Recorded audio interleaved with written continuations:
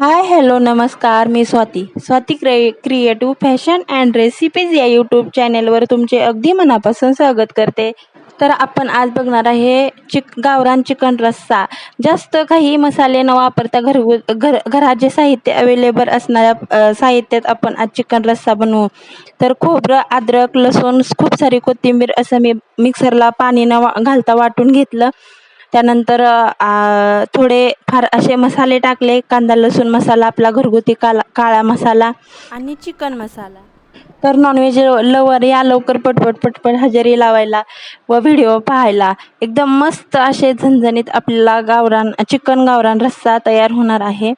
तर नक्कीच व्हिडिओ पूर्ण बघा, लाईक करा, शेअर करा आणि सबस्क्राईब केल्याशिवाय जाऊ नका.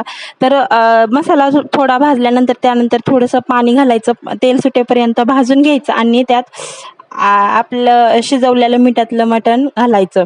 त्यानुसार ॲडजस्ट होईल तसं पाणी टाकायचं, चवीनुसार मीठ टाकायचं आणि 1-2 उकळी काढायची.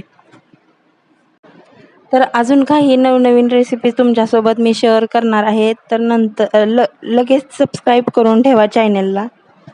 हे बघा, आपले भाजीला मस्तपैकी अशी उकळी आलेली आहे. गॅस बंद करायचा आणि खूप सारी ताजी कोथिंबीर चिरून वरून घालायची. खूप छान चिकन रस्सा झालेला आहे. नक्कीच ट्राय करा.